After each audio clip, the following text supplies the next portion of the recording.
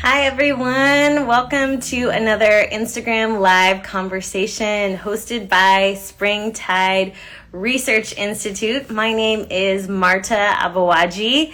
I use she, her pronouns, and I'm the head of community engagement at Springtide. We have a really exciting guest coming into today's live conversation. I'll let her introduce herself, but just to preview it a bit, we have Lennon Flowers joining from the dinner party. She's the co-founder and the executive director of the organization, and Springtide has admired the dinner party's work for so long. So we really want to highlight who they are, what they do, and why it corresponds with what Springtide is releasing in 2023, because we have a brand new report that will come out this fall called The State of Religion and Young People 2023. It's our flagship report that we put out every year, except that this year's focus is all about the sacred. The title is Exploring the Sacred. And we really wanted to dig into the ways that young people, youth, young adults were finding sacred moments, sacred experiences. And I think there's a lot to find out from the dinner party's work along with this theme of sacred spaces, sacred encounters. So I think our guest is thanks again for joining us. Welcome in, Lennon, if you can hear me. Let's see. Yay, we're connected. Okay, it worked. Yes, hello. I'm Marta. It's good beyond email to connect in this way. Yeah, likewise. You have a face. Hello. It's great to connect with us. Exactly. I gave folks who had already tuned in a very small preview, but I really would just love at the start if you could introduce yourself more fully, Lennon, who you are, where you're at in the world, and really what has drawn you to do this type of work with the dinner party. Yeah, absolutely. My name is Lennon, like John the Beetle, not Ringo. I am calling in, she, her, I'm calling in from Creede, Colorado, which is about 4.5 hours away from everything else you've ever heard of in Colorado. I'm from Colorado originally, so I at least know it, but I don't know if I've been there. Amazing. Yeah, that's awesome. It's, my husband has been working in public health.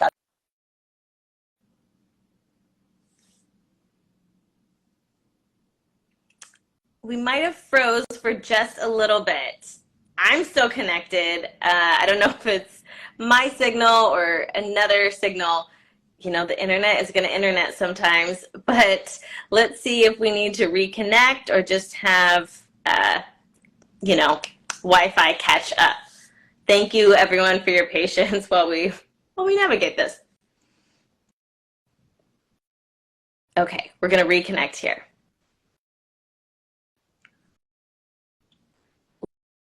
Lennon requested to join again. So, we're back. Yes. Yes. Okay. Hi. Sorry about that. Wi-Fi, it could be on either side, but we're back. Totally. I do live in the middle of a mountain where there are more elk than humans, as we were sharing, so it could be on my end. I apologize. The kind of origins and story behind the dinner party, I guess as with most things in my life, started very much by accident, a little, I guess, close to 13 years ago now. And at the time, I was in my mid-20s. I had just moved out to LA and was looking for that thing that people look for when they're new in a place, which is called friends, you know? Yeah. But I kind of felt like my life was full of landmines. My mom had died about 3 years before. At the time, she died of lung cancer in my senior year of college.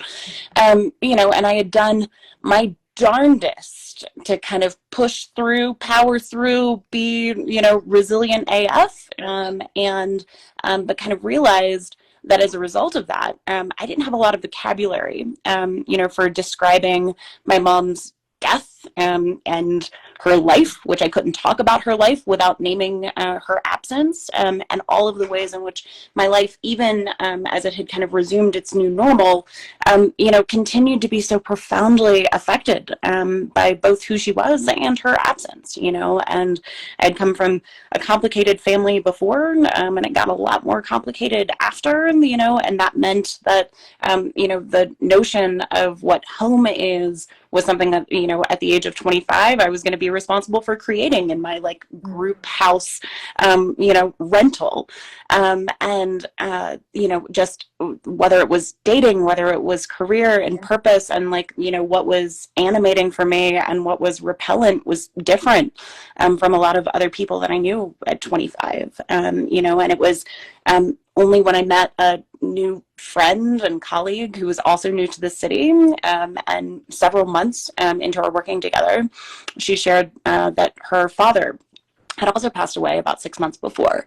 And it wasn't certainly that was the first time that I had ever mentioned, my mom's illness or death, but it was the first time that I remember wanting to keep having a conversation, and getting over that kind of skill set of let me pivot a conversation as quickly as possible so that I don't risk making you uncomfortable with my life. And she invited a handful of us who had all lost parents young over for dinner one night, and discovered oh my God, out of this was just a space that felt profoundly liberating, in terms of not having those, the subject matter that was impossible for me to avoid, being threatening to derail a conversation, and so I think the dinner party, really emerged because we were trying to create the community we craved, I think my passion for this work, comes from a lot of different places. As I was naming earlier, I think I, from a pretty young age, relied on chosen family. I had very close relationships with a step parent, in a complicated biological family. So it was not news to me that, care, comes from and is enacted by, and some of our most transformative relationships, have nothing to do with biology. And also that, rarely are those the people who are paid, right? It's, the people in our lives, and how do we deepen, a stronger social fabric. And my mom was a person, who had fairly little tolerance for superficiality and bullshit. And so, I think I also had a pretty strong craving at a young age for real people and real conversation. I mean, if that isn't a powerful intro, you've already set the tone for why the dinner party exists through such a personal, really important account of how this all came about. And that place you were at 25 is what we're so invested in at Springtide. The questions you were asking about dating, friendships, chosen family, vocation, career, all the mix of that in young adulthood. Those are the same questions and themes that Springtide is really committed to listening deeply to with teens and 20-somethings. So I'm wondering, for anyone, either a young person, a young adult, or a trusted adult who's maybe beyond young adulthood but listening in on this conversation, they've heard a little bit about the dinner party from your own story, your own life. But for anyone else who's never heard of it, how do you explain your organization? Yeah, totally. So the dinner party is our flagship program within the org, and it's super simple, a platform for connecting 20, 30, and early 40-somethings who've experienced a major loss to one another.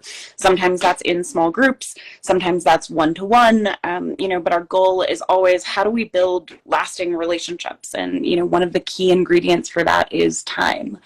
So a lot of our, community In certain cases, those are, general loss spaces, with folks with a mixture of, origin stories. I guess all of us carry different origin stories, and different relationships to loss and relationships to the people that we lost.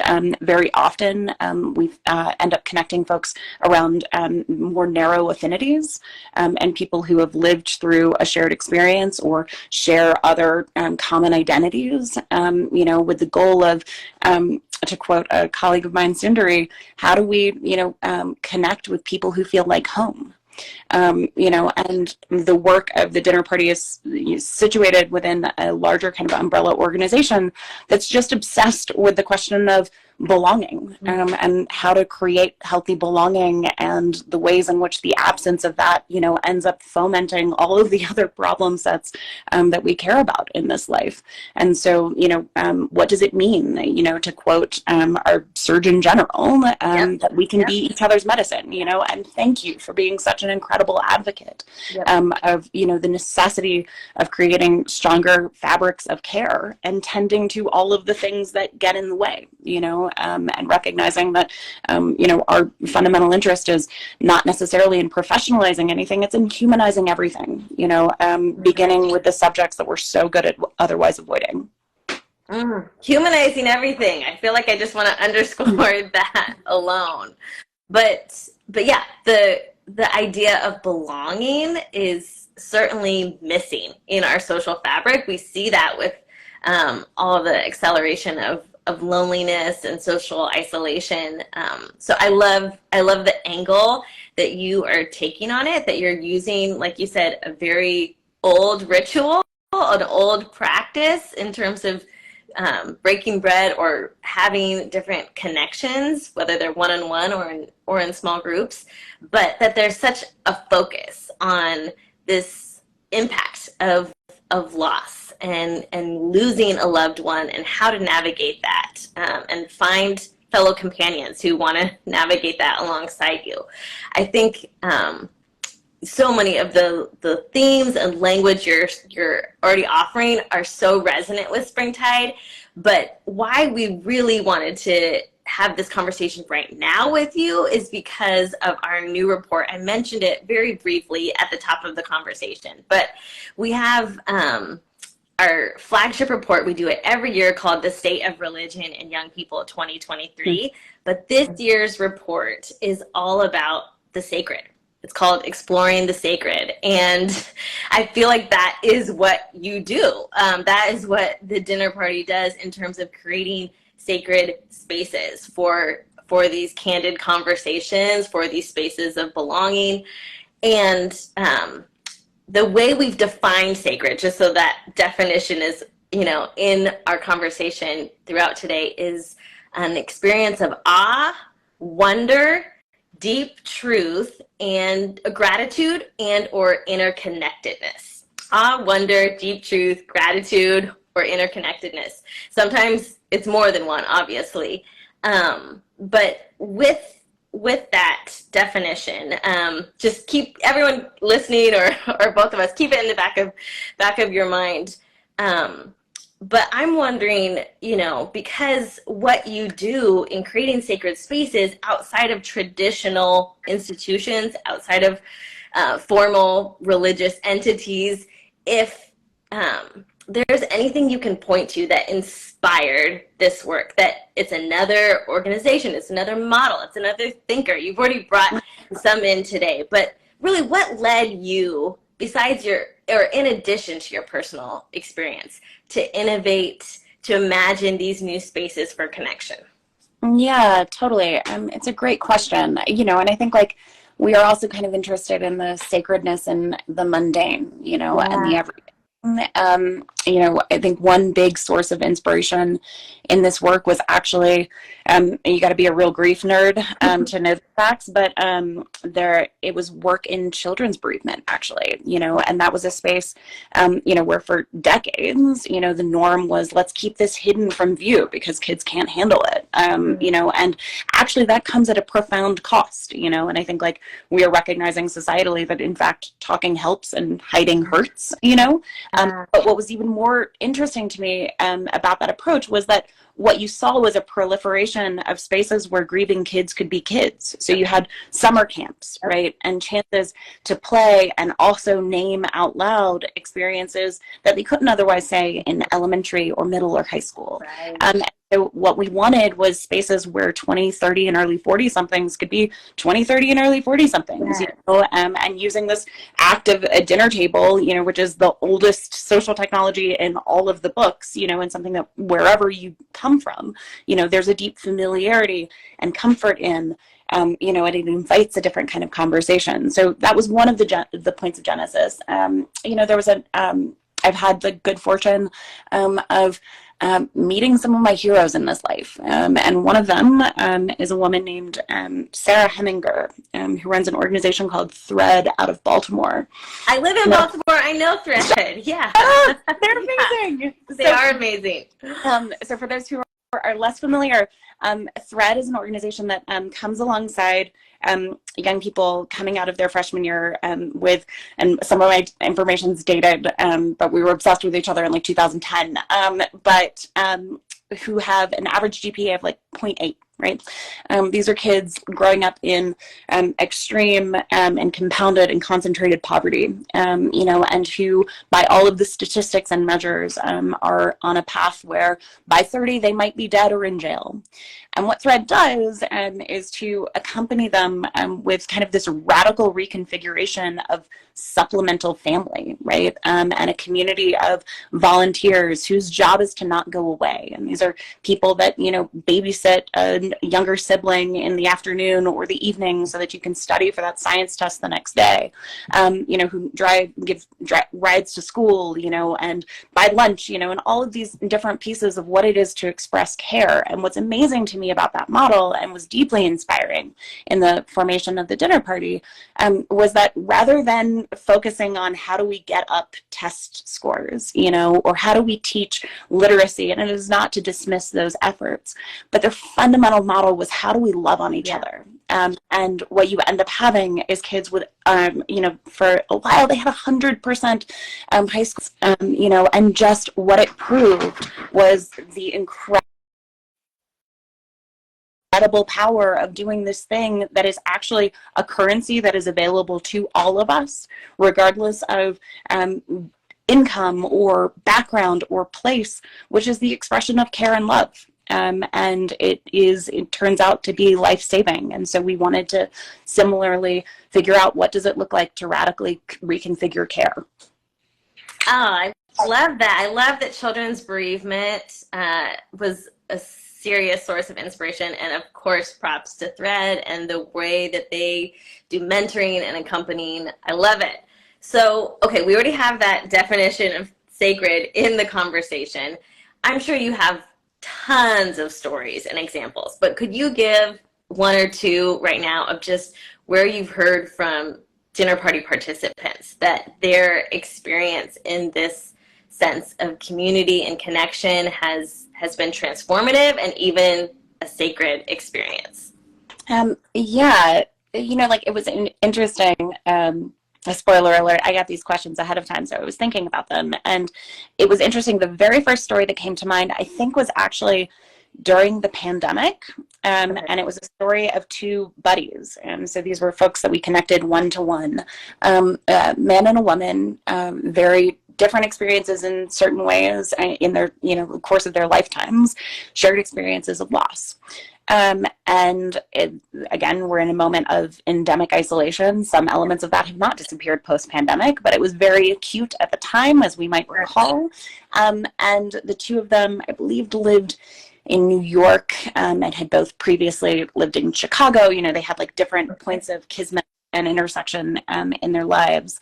And they were people who had experienced a succession of losses in their lives.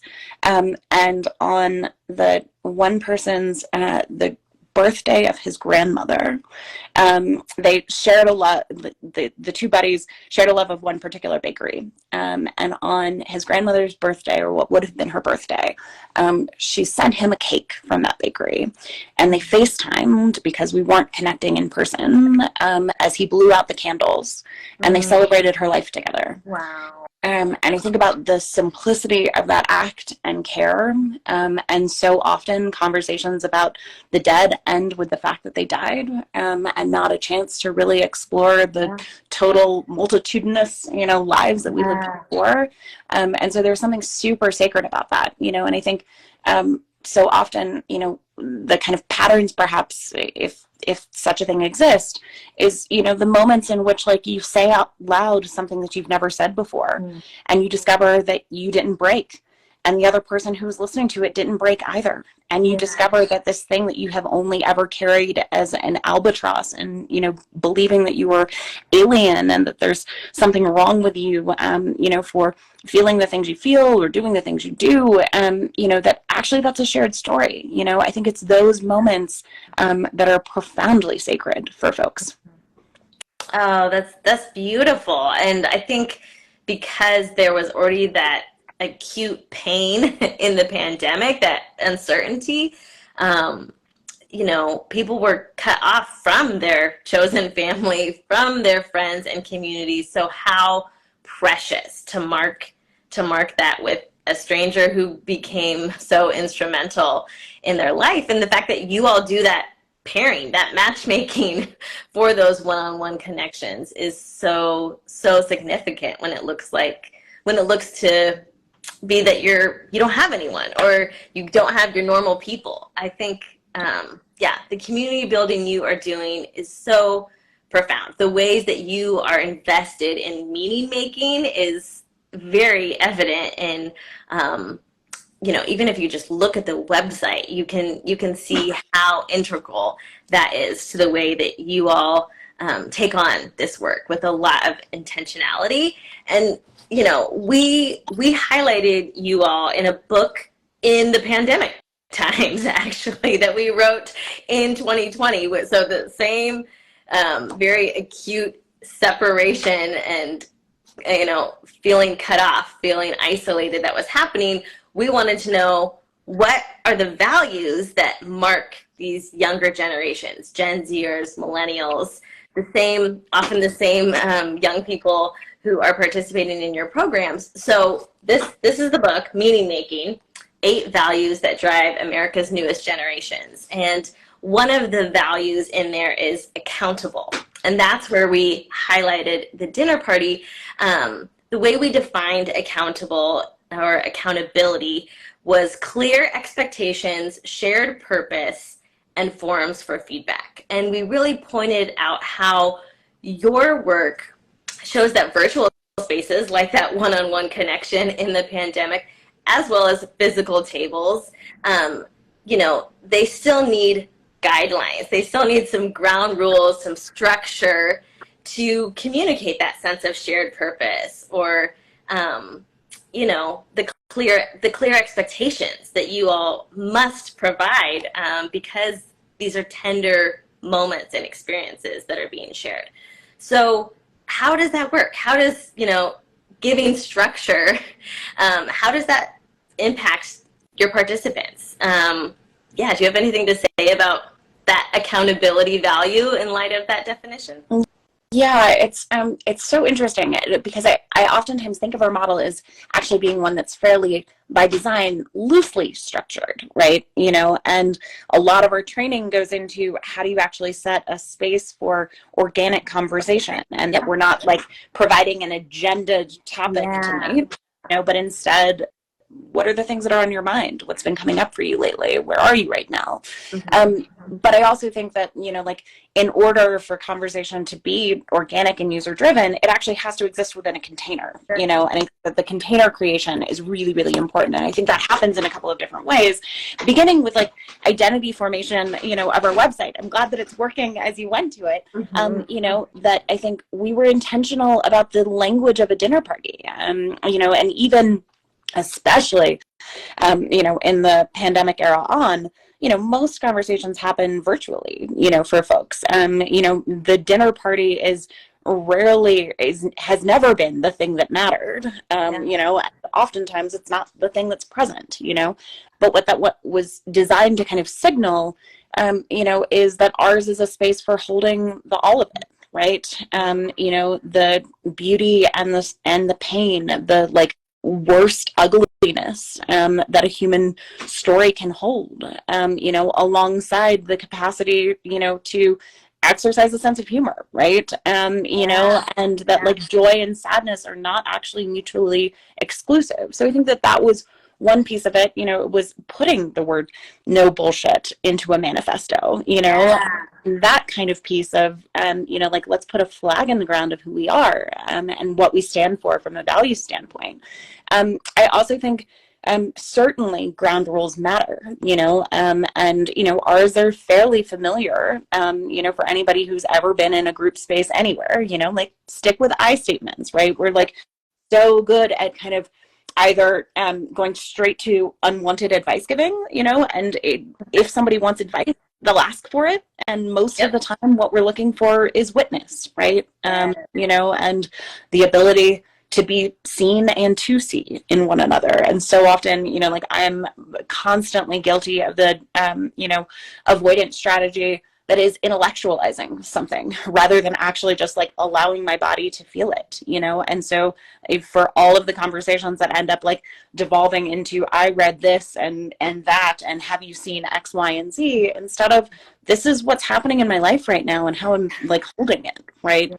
So the invitation to use I statements is very important. And then I think the third piece to all of this is how do you actually hold people when things get messy? Because it will, right? And that's the nature of being human with one another, is that like sometimes, like somebody takes up more oxygen in the space, and it's difficult to get a word in edgewise. And on certain days, that's actually profoundly necessary, right? There are days in which like I'm being impacted differently and I need like more space held than I'm capable of holding, right? But part of the nature of building community over time is that there is a reciprocity to that, and there is a back and forth, and the ability to hold space for one another. So how do you train people to notice the difference between somebody who is being silent and somebody who is being silenced, right? Sure. And getting comfortable with silence, but those kinds of pieces of how we hold a structure. And in the moments, when something is said that's hurtful, most often inadvertently, how do we, just as what we're inviting people in with regard to grief is to talk openly about it, is like, how do we name that in a moment without letting the entire conversation devolve, right? And so often, our societal approach has been one, again, of silence, in the face of human messiness, and kind of our deep investigation is how do we create containers that can hold people in all of their complexity. Oh, I love the way you laid those out, instead of just saying, yeah, we have ground rules, but like gave the specific examples, and making that container that can then allow space for organic conversations.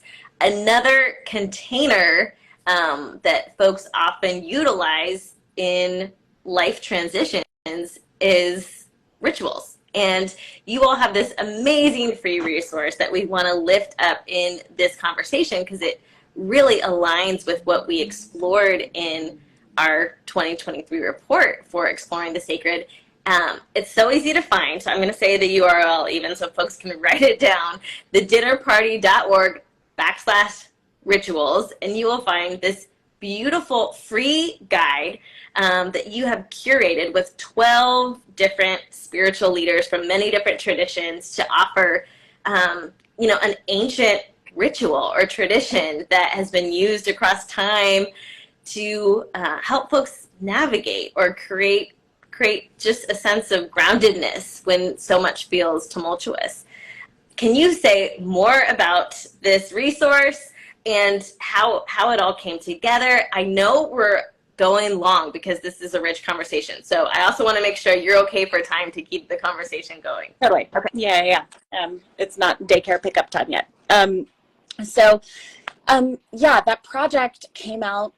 Actually, we were starting to work on it in late 2019, not knowing how desperately we would need collective ritual, and the ways in which grief was soon to overtake all of our headlines in many different ways.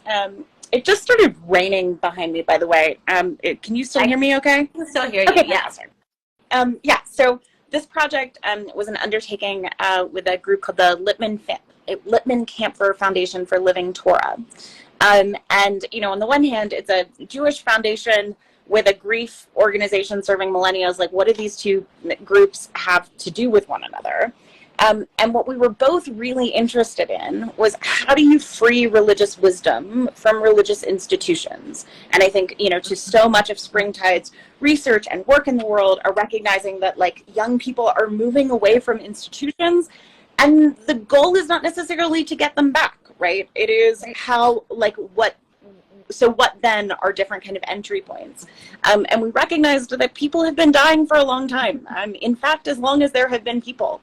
And perhaps some of these most ancient technologies in the form of rituals, in the form of religious practice, actually had something profoundly powerful to offer in these moments when, like, you feel like you're just holding up a flashlight and you don't know where to turn. But simultaneously, we also recognize that generationally we are extremely skeptical, of anything that feels proselytizing, right? Or pushy. And so we wanted something, that could speak to a whole range of humans coming from a whole range of places in relationship to their own identities or non, certainly as it regards spiritual and religious belief. And we wanted something that also met them in different moments in a grief journey and experience. And that, there's a different, in the kind of acute aftermath of a loss, is a different place than, a decade later when you're trying to actually, like, conjure, a form of connection that can feel really far away, and painfully so. Yeah. And so we teamed up with this group of 12 religious leaders and scholars, and asked this question of, like, what do you got? Help. And very importantly, what we were looking for in that was specifically rituals that could be done in groups. And because of the nature of a pandemic, that had to be done not just in person, but virtually, that we could all connect from a screen. But fundamentally, we were kind of operating on this hypothesis that the act of engaging in ritual together actually changes the experience of the thing, and a recognition that, even calling something a ritual actually helps to sharpen, its significance in our lives, right? That we are apt to take it more seriously, to apply greater levels of intention, and that indeed a ritual can be anything you want it to be. Oh, I love it. I mean, I really want to encourage folks to take advantage of this resource. One of the first, I think the very first of the 12 is from Rabbi Elon Babchuk, who's a friend of both organizations. He's one of our research advisors at Springtide. He actually even wrote the foreword to this book I mentioned before. So shout out to Elon and the ways that he helps many communities think about ritual and reinventing and reusing things that have created meaning for folks long before we're thinking of maybe implementing it now. And you mentioned that there was a Jewish foundation who helped get this resource off the ground, but I also know that there was a study that you all did. I'd love if you could just give some of the takeaways from the studies. I think it was Dr. Tobin Belzer and Dr. Laura Brady, if I have those two names right, who helped you just think about, okay, if rituals are used in these grief spaces, how can they impact one's sense of understanding themselves?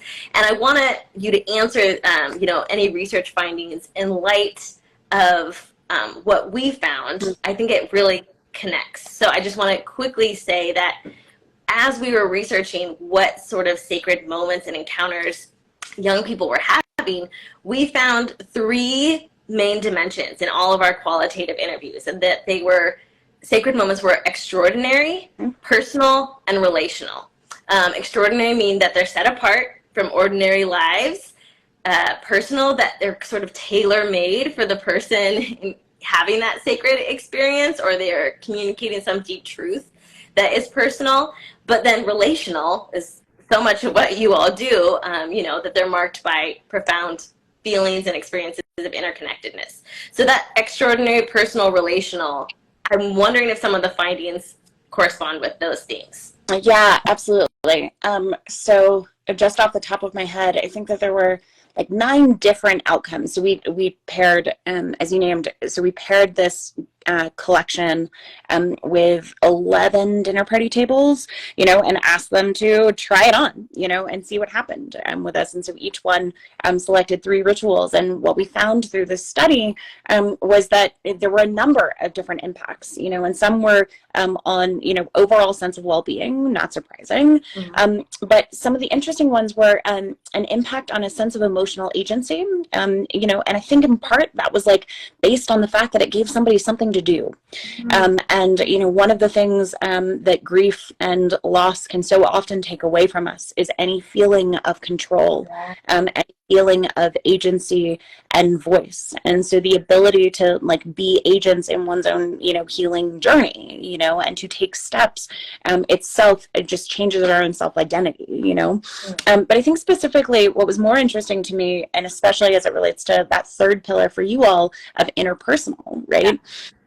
Is that it actually enabled people to deepen their relationships with one another and their relationships with the dead.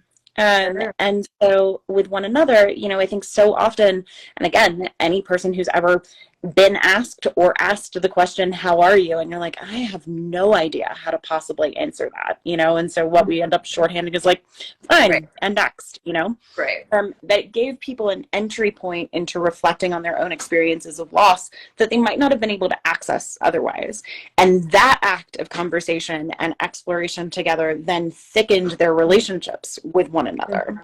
And similarly, increased a sense of connectedness with the dead, and obviously our relationships, with the dead, in physical form might end, but the relationships themselves do not, and whether it's processes by which you begin to access forgiveness, or, like deepening a sense that like I can carry with you pieces of a person who's no longer here in physical form. And I think so often, rituals are not, very foreign language for a lot of grievers, and whether or not we've ever considered the things we do, a ritual, there's the kind of, I have my mom's recipe, like lemon thyme cookie recipe, that like anytime I make it is a mechanism. It's not about the cookie, it's about a mechanism of feeling more connected.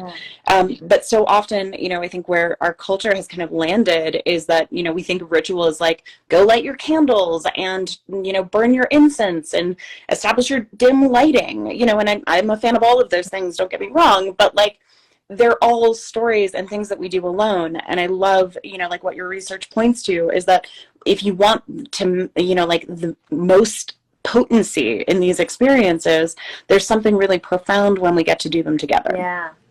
Well, and the way we've defined interconnectedness would include connecting with the dead or those who have already passed, because we kept it broad. Interconnectedness could be within yourself, within other people, within a higher power, within the others who have already passed. I think still really fit in that that sense of interconnectedness that so often marks these sacred experiences. You've already mentioned that pain and joy can coexist, and that's really essential to the spaces you're creating. I mean, even just calling it the dinner party, like the word party, there's usually a joyful element in that. I want to give a few quick findings, quantitative research findings from our survey.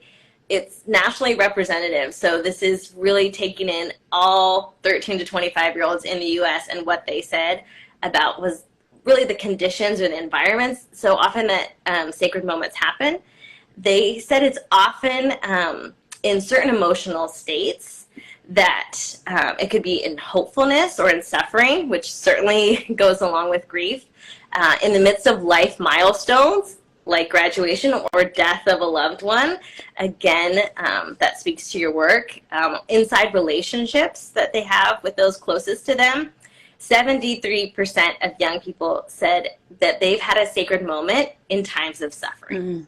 And that's actually our biggest number. Like, the numbers are still profound after that for other conditions where people named a sacred moment, but the largest of all of them is in times of suffering, 73%.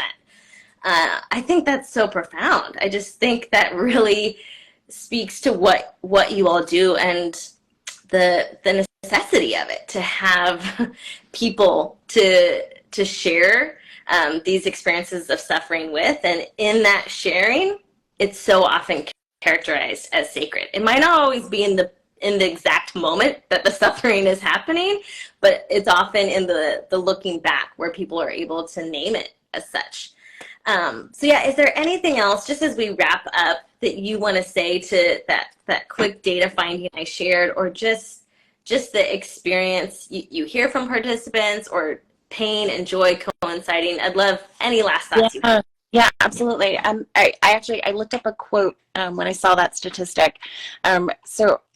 To quote Howard Thurman, who's a legendary theologian and civil rights leader, to reject suffering is to reject life, because openings are made in a life by suffering that are not made in any other way.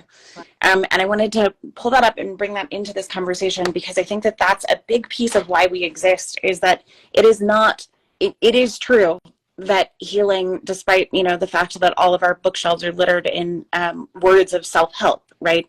That healing is and has always been a collective enterprise.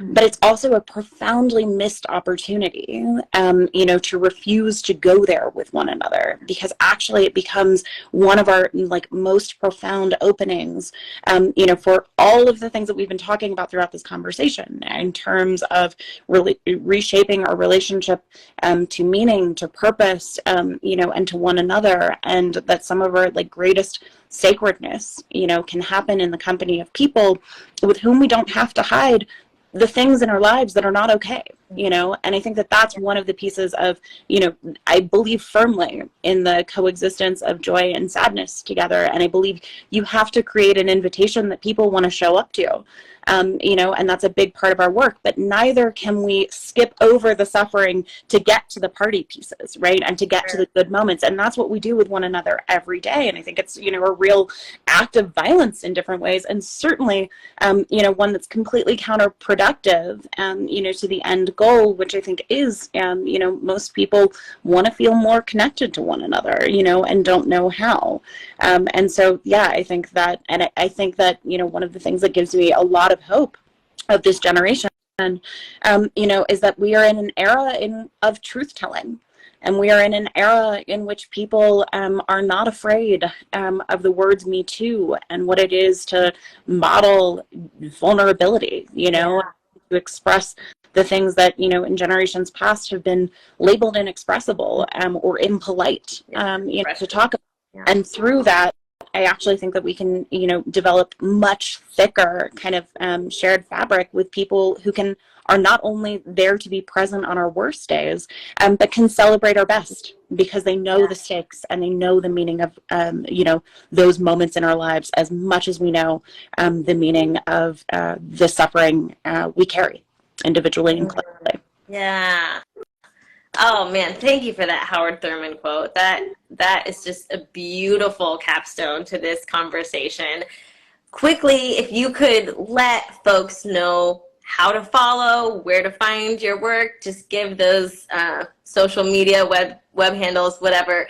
We can't thank you enough for your time, for your work, and we want to make sure people can find the resources we've talked about. Awesome. Yeah, thank you so much. This has been such a delightful conversation. So you can find us at www.thedinnerparty.org and at the dinner party on all the platforms. I think, it's the modern age of creating an organization begins with getting a really good URL. So before the dinner party was an organization, we managed to score that one. And we're like, well, I guess that's our name now. So come check out. You can find a table on our platform. If the groups that you're looking for aren't available that month, come back the next, because we constantly we do a monthly host training for anybody who's interested in holding this space with one another or creating a table and community, be that virtually or in person. Come join our host training and sign up on the platform. And then if you're interested in those one-to-one connections that we talked about, you'll see more information on our buddy system on the site as well. Beautiful. Thank you again, Lennon. I'll let you run to childcare, pick up. I feel you on the right URL. Ours is long, springtideresearch.org. But you can find us on social at We Are Springtide. We're so excited to continue highlighting what you all do, and to be in conversation today was a real gift. So thank you all. Thank you so much, Marta. Okay, be well. Thanks. Bye.